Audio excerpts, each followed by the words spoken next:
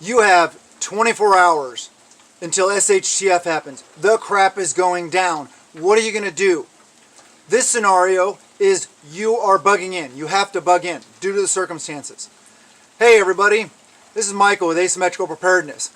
And that's what we're talking about today. 24-hour notice, and you know you're bugging in. I just did the you know you're bugging out part, so this is the you know you're bugging in part. What kind of things do you need to do? Well, the very first video in the series, I talked about like grabbing stuff on the way home, last minute supplies. Yes, do that if you can, and if you need to, or if you want to. And then once you get home, but expanding upon that, if you're bugging in, one of your stops on your way home, or one of your stops quickly, or in the very, very beginning of this, might be the hardware store, if they carry lumber, or the lumber yard for sheets of plywood. Why sheets of plywood? Because you can cover up windows with sheets of plywood.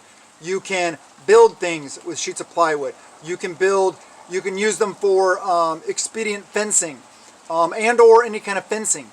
But this is all stuff that you should be doing all along. So I'm not really saying that would be within the 24-hour day time frame, but what are you going to do? So you get your stuff on the way home, you get home, wherever it is that you're bugging in, and what do you do then?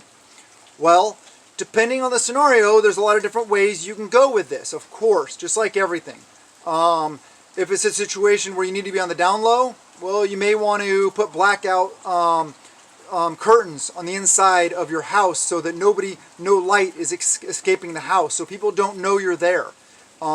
If there's threats in the area, you may want to use that plywood to board up windows. You may want to, put some more seeds in the ground. You may want to park your vehicles further or closer to your house. You may want to clean up the yard. You may want to not have things out and about that normally are, that are high theft items. You may want to, if you got a carport that has stuff sitting in it, you may want to take some of that stuff, put it in a shed, bring it in the house, stuff like that. You want to reduce your signature so that you're not, it is not as obvious that you're there. What are some other things you need to do? You can be going through your preps inside the house. Also talking with your family, your friends, your mag, your team, your tribe, and deciding, okay, who is coming? Is anybody else coming? Are we, what are our plans? Communication plans. Start communicating with people. That's one of the big things you need to do. Break out those ham radios, those FRS, GMRS, CBs, whatever it is that you're communicating with, and start communicating. That's one of the big things. Let people know, okay, this is what I've seen. This is what I know is going on. They can give you updates. You can know what the situation is. Because up here, that's the key to prepping, is intelligence, wisdom, and having the ability to be flexible and adapt to any situation. So, those are some of the things you can do. It's all about reducing your signature. If you're burning a wood stove, you may want to stop or maybe continue. It all depends on the situation. You may want to set security. You may want to have people out and about on your property, or if you're living in an apartment, maybe somebody kind of camped out by the front door, or camped out on the veranda, the balcony, the porch, whatever it may be, sitting there all night. You can just sit in a rocking chair, as long as you're not visible. Turn all the exterior lights off, stuff like that, so their night vision is good. If you have night vision stuff, you start utilizing that maybe if the threat level determines it, or if it's relevant to the threat level. So you might want to also, like I said, have the ability to protect yourselves. Get out any kind of things like this, and those are the things we talk about over on Patreon. Check it out there, $1 a month if you want to check it out there. We got a lot of good stuff going on there about all this kind of stuff, about defensive stuff, all encompassing with that. So, what else should you be doing? This also depends on whether it's going to be a grid down type scenario. You may or may not know that. So you may want to start using and cooking from your freezers, your refrigerators. Refrigerators first, obviously, because that stuff's going to go bad first if you lose power. Freezers, stuff will stay frozen for a little bit, right? Especially in wintertime when it's colder out, depending on where you live, of course. So you want to start thinking about that. You want to start going through your lists, getting your bug out bags and your bug out stuff ready though, because you don't know, the situation may change and you may not be in a bug in situation anymore. You may be in a bug out situation. So that's another thing. You may want to think about putting some of your bug out supplies and your food storage in your bug out vehicle. Get your bug out vehicle kind of like ready to go, but don't leave it in a situation. Don't do that if it's in a situation where like you're in an apartment, it's down in a parking garage somewhere where anybody can just get to it and you don't have any way of securing it. If you have a house with a driveway or somewhere you can pull it up closer and you can keep an eye on it, then great. If you can set up motion sensors or alarm systems on the other side of it so that somebody has to walk through there to get to the vehicle, then even better. Cameras, put them out. Motion sensors, put them out. And it all depends on what's going on in threat level, the threat assessment of the scenario. There's so many different scenarios out there, I can't speak to them. I'm basically trying to get you guys to think about the scenario, talk with your family about it, get plans in place now. Because once you're in the 24-hour notice window, you're not going to have an opportunity to do anything.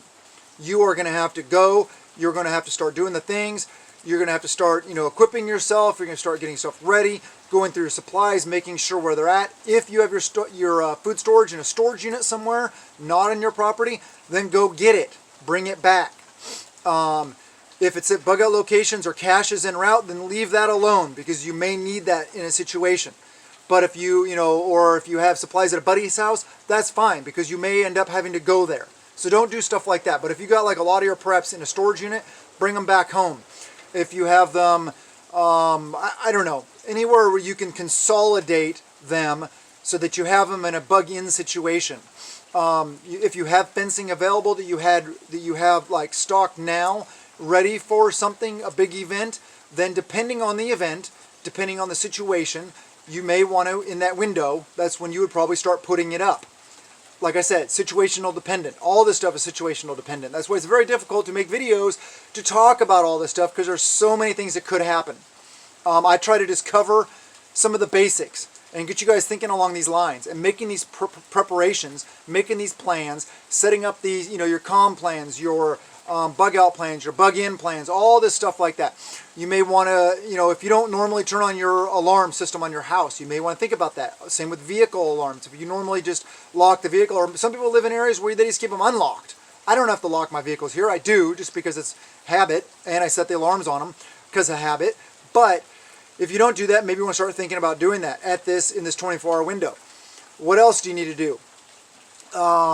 You need to talk with your family, explain what's going on, get their take on things though. They may know something about what's going on that you don't. Like my wife may know something because she was on Twitter because, or Facebook because, the truth exists there. Of course, 100% truth, nothing but the truth.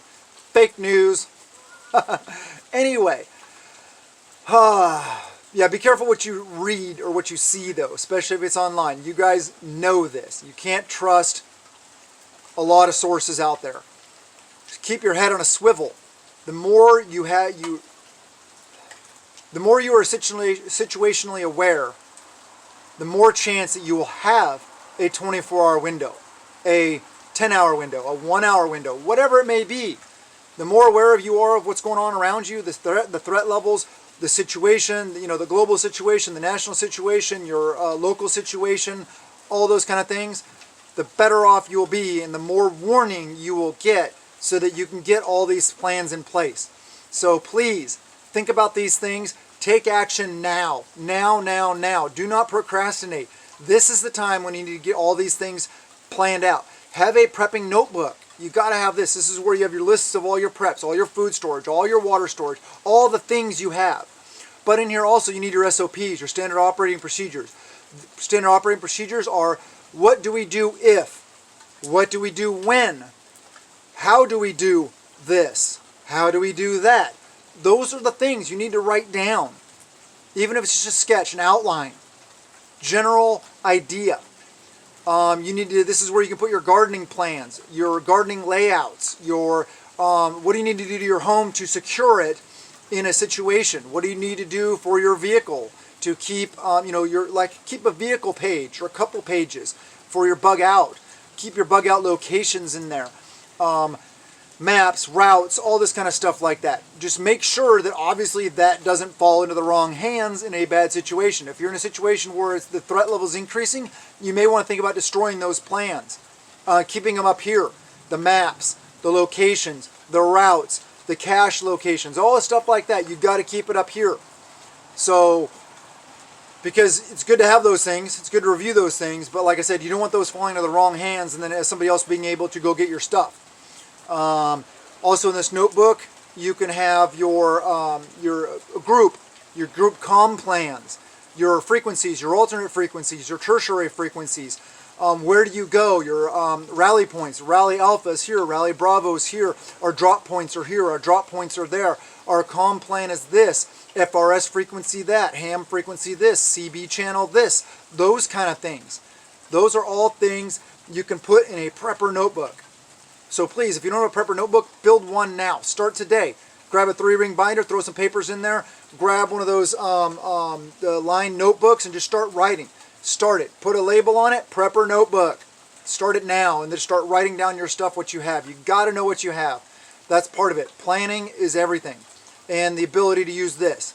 So anyway, I love you guys. I hope you guys like the series. I kind of just popped in my mind one day and then new things keep popping in my mind. I don't know how many other videos I can do on this because there's only so many things that, this is happening and what do you do?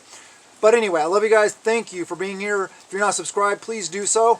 Hit the thumbs up button, hit the notification bell, comment, and share the videos. It all helps with the algorithm. You guys, if you've been here any length of time, you know my fight with the algorithm. It doesn't like me.